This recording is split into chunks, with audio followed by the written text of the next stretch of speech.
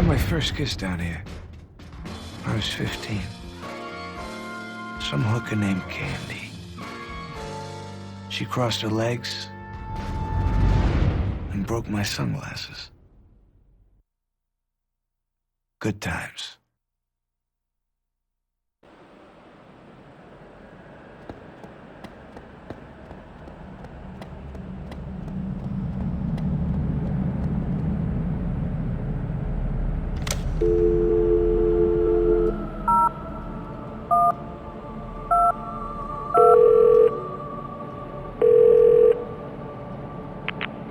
Sorry, pal. Price has just gone up.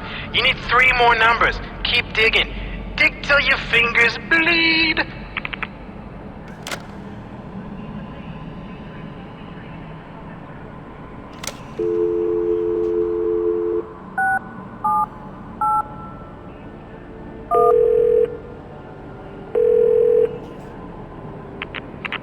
The first of 3. Nice going. But you haven't struck gold yet. 2 more, buddy. Sound familiar?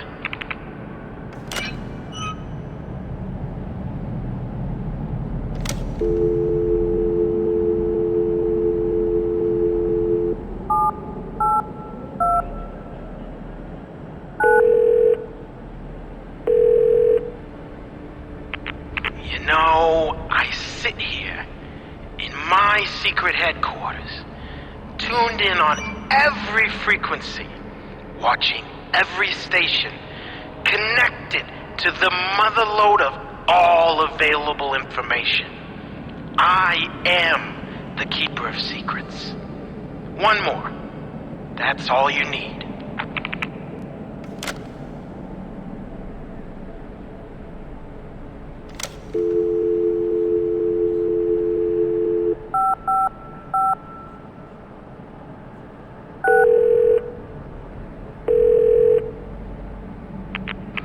All right, you persistent bastard. I'll tell you the first part of the secret. You know Elvis? The icon of modern American pop culture? Greasy, supersized hamburgers? Listen closely, buddy. This is important. He is the key to the big question. Are we alone in the universe? See, there's a clandestine society known as... call back for the last part of the secret when you find another number.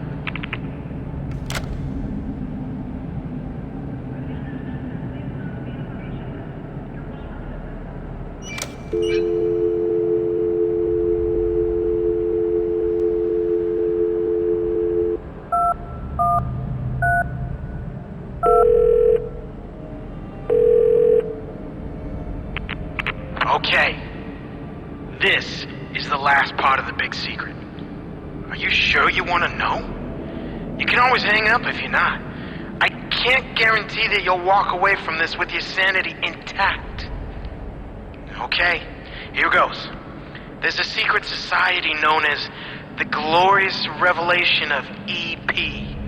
Now, I got a bunch of papers here in my hand. Top secret documents, autopsy reports, and correspondence letters that were stolen from a vault in the Society's Alpine headquarters and reveal the mind-boggling secret that Elvis was really the alien spawn of...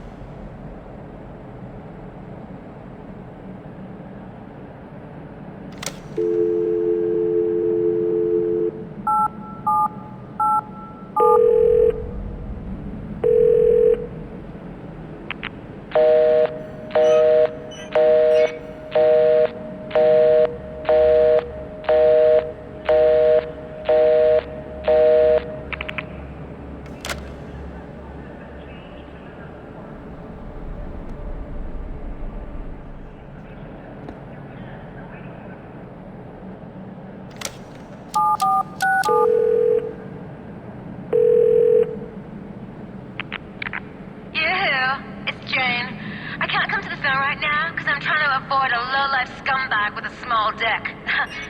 Leave your name and number after the beep, and if I don't call you back, it's probably you.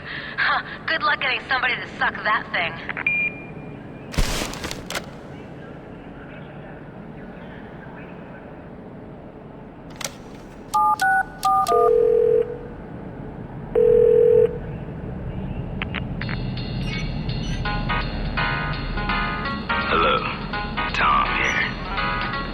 This is a message to that special one that I want to give my love.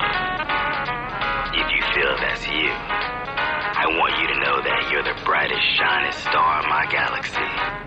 Or you could be. Whenever I'm not close to you, I miss you so much that it hurts. Your beauty and intelligence, your courage and humor.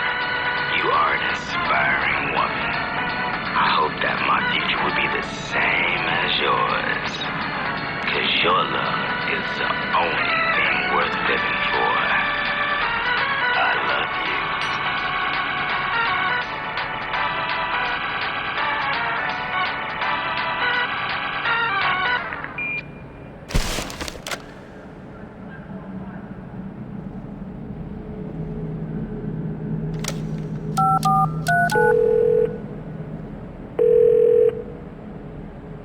You have reached Yogi Lips Cavallo.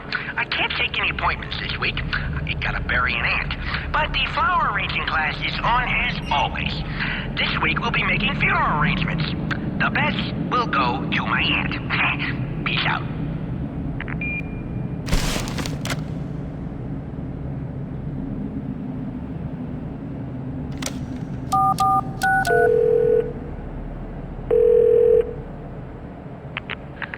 It doesn't surprise me that you would call at this hour. We think alike, you and I. And I have something important to tell you. The thing you carry inside. It's not what you think it is. It's much worse. Steel yourself for the things to come. It will get much darker the further you go down this path. Remember the winged ones. I believe in you.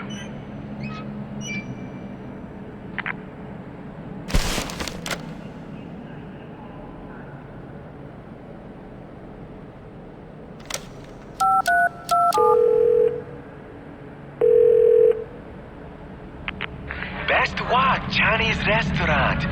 We're open between 11 a.m. and 10 p.m. Leave a message if you want to book table. Thank you and have a good day.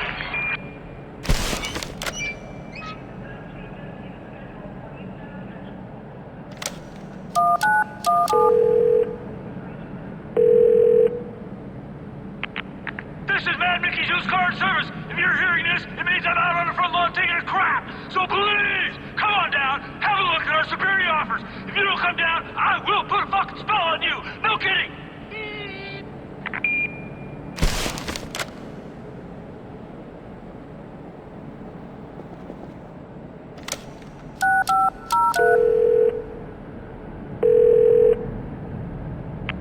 Hi, sweetie. I bought that strap-on just like you wanted, and the sheep costume. Bah. Okay. Senator Wilson, are you ready to be a naughty boy? Hey, who is this? Oh my god.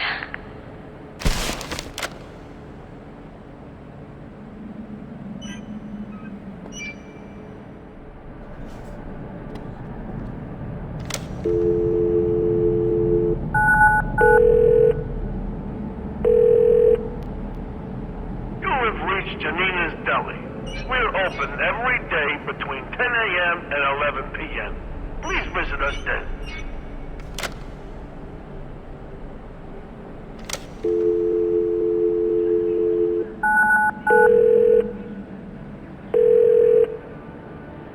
This is the office of Future Trees Incorporated. We're getting stoned right now, but if you leave a message, we'll ignore it later.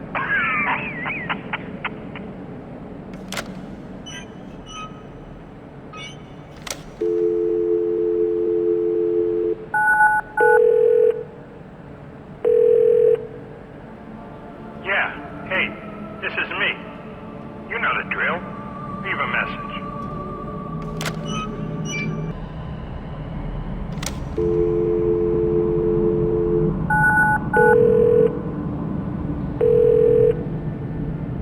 Hello?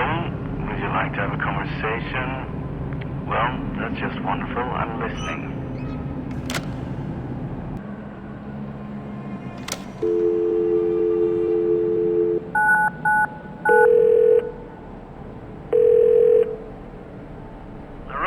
can't come to the phone right now. The Russells will call y'all back, so don't have a cow. We'll call y'all back, so don't have a cow. All right.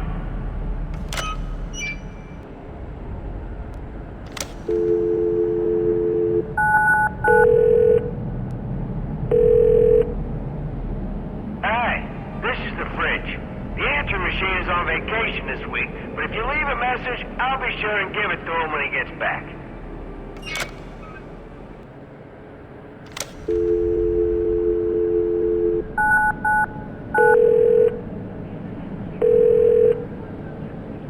Hello? Hello? Is this Bob? Who is this? Hey, asshole!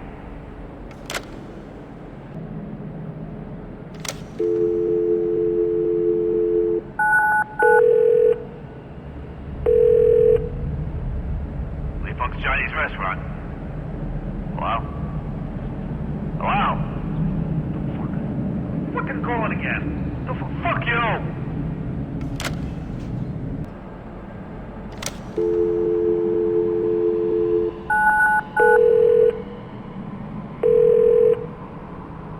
Who gave you this number, huh? Was it Scotty Moran? Will you tell that fucking guy I don't want no walrus juice?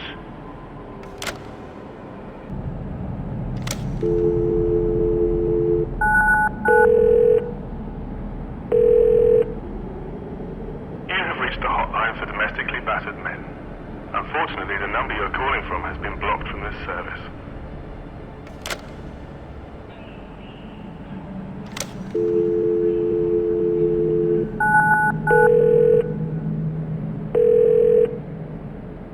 You have reached the 24-hour herpes hotline. Unfortunately, the number you are dialing from has been cancelled from this service.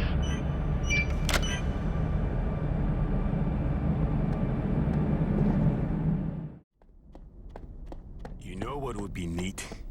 If people had flying cars. It would also be neat if I had a clue what you were talking about. I'm just saying, where's my flying car? I thought we had them by now. They're called planes. No, I mean a car you could park in your garage. And when I was a kid, I was going to invent a flying car. So why didn't you? Well, I got sidetracked. Yeah, that doesn't surprise me. It's a full-time job being a sewage worker. I'm sorry. A sanitation technician. I should have invented a flying car. I would have made millions. But every time you try to invent something, it turns out like shit. Remember that robot you made? What was it called? The Robomatic 2000? It was 3,000, actually. It would have worked fine if I had some operating capital. It was made out of cardboard. That's just to save money on the prototype. And Lenny had to sit inside operating it. So what's wrong with that? Well, maybe I don't have the foresight of a brilliant inventor such as yourself, but it seems to me that you were pretty far off anything near a working design. That's not fair. The Lenny dependency was a design flaw, but nothing that couldn't have been resolved. Did you ever think about using a material other than cardboard, like Kevlar or something? Yeah, to protect Lenny. That's brilliant. Maybe I should re-examine that design. Something that's not so prone to catching fire. Look, I'm not so sure that's the right approach. I could make it out of cement. You find cement everywhere. Yeah, but it usually belongs to someone. All right, how about egg boxes? Also combustible. Scrap metal. There are plenty of fridges lying around, and they're always full of old electronic parts. Didn't this start with you wanting to invent a flying car? I changed my mind. Imagine what this could do for people. It'd be a cheap source of labor for everyone.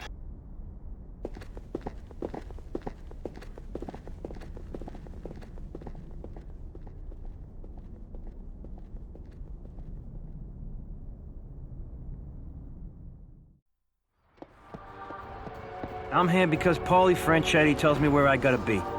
So when he tells me to watch out for his Mother of God boat or whatever, that's what I do. Now, you fucking dipshit. I mean, did you hear about Ernie Polanco? Oh, right. I get it. Well? No, I ain't heard nothing. Well, get this. The other day, Paulie sends Polanco to rub out Timmy the Nose, right? Paulie gave Ernie Polanco a hit? Why? Because Polanco is Al Capone's great nephew, that's why. Yeah, but he's a fucking moron. I lent him my car one time, and he parked it by a fucking police station because he got lost and needed directions. They found a half a kilo of weed in the back seat, and Eddie Schroed had to come bail me out. Oh, shit. I wonder why Paulie's been so pissed at you lately. Ernie Numbnuts Polanco, that's why. Well, you're gonna love this. So Paulie sends Polanco after Timmy the Nose, right? I guess Timmy owes Paulie money or something. You know Timmy the Nose? Yeah, everyone knows Timmy the Nose. Fucking guy looks like Pinocchio on steroids. You couldn't miss him in a crowd of 1 million people. You could if your name was Ernie Polanco. The hit was supposed to go down outside Papa Rossi's restaurant. Polanco drives up, leans out the window, yells out to Timmy, and opens fire on the outdoor tables. He'll be a sitting target out there. I guess Timmy bought the farm, huh? No. Polanco was at a completely different restaurant on the wrong side of the street. He clipped about 12 innocent people, including a bunch of Chinese delegates who were here as guests of the mayor. You gotta be kidding me. The wrong restaurant? The wrong restaurant. Lee Funk's Chinese restaurant, no less. Not exactly Italian cuisine. You'd figure all the chopsticks and Chinese people would have given it away. Apparently, all the while this is going down, Timmy the Nose is sitting at a table on the other side of the street outside Papa Rossi's, wondering what all the noise is about. What a dipshit. At least there's one piece of good news, though. Polanco's gonna fry for this one. I wish. Paulie gave him a bonus. What? What for? I guess he don't like Chinese food. Says it gives him gas.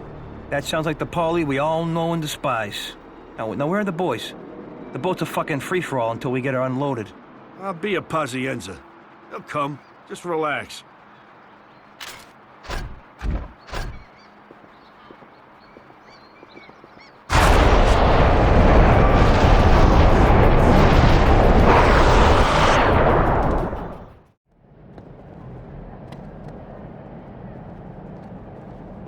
You know, definitely, there is something going on with the weather. It is weird for this time of year. You know, my husband Harry thinks I'm a little kooky, but I say you can feel it in the air when something is just not right.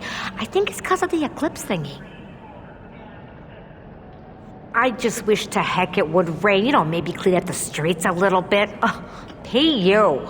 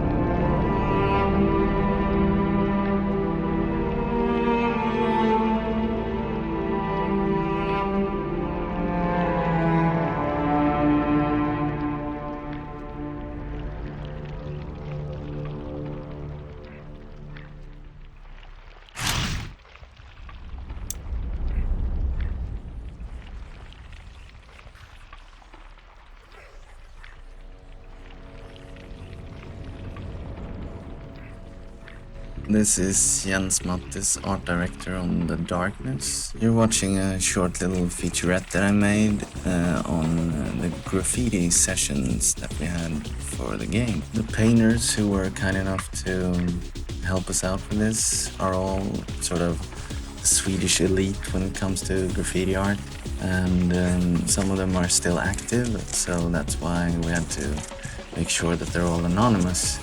For the game we had 2 graffiti sessions. This is all from the first session. Everything that you see I recorded on my cell phone, so that's why the quality is so crappy.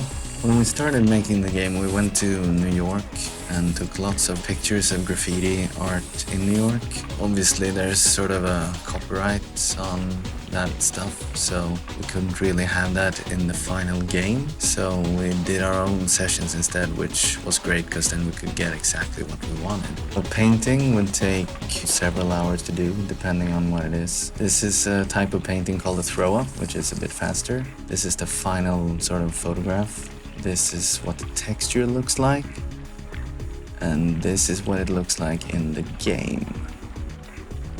Now, at this point, the game is not finished yet, and we haven't sort of selected all the locations for these bigger paintings. So some of them will be in different places compared to what you see here, because when I'm making this little featurette, it's a few months before the game is done. We went down to a small town in Sweden called Norrköping, where they have like a wall that you can paint stuff on. So lots of Swedish graffiti artists travel there because, you know, it's legal. We really wanted some sort of old school type New Yorkie look to the graffiti art. This is a good example of that. And again, this is what the final photograph looks like. This is the texture, and this is what it looks like in the game. Although that's probably not where that thing is going to end up, but you know, you get the idea. What we did was get a huge amount of paint, and then we claimed this large piece of the wall, and then we completely covered it in either gray or white to help us separate out textures. The painters completely filled that wall, and we covered it again, and they filled it again. We did that for as long as we had daylight. Photograph, texture, and in the game. This guy is Björn. He works with us here at Starbreeze. He's not a graffiti artist, so I don't have to cover his face. He's an art student right now, so he was very precious about his pig, that it was just perfect. That's why he's standing here for so long. And he pitches in with us and makes a few levels here and there for our games.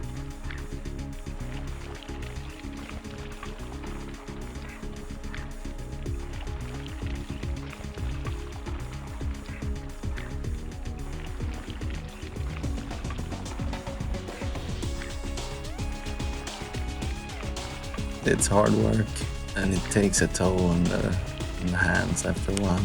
I feel a bit guilty because we left a huge mess by the end of the day. We'd been there painting for like 12-13 hours straight, and we just couldn't find a place to dump all the garbage, and we couldn't fit it in the car, and yeah, so we just left it. So if anyone who's watching this was the person who had to pick that stuff up, you can send a bill to us here at Starbreeze.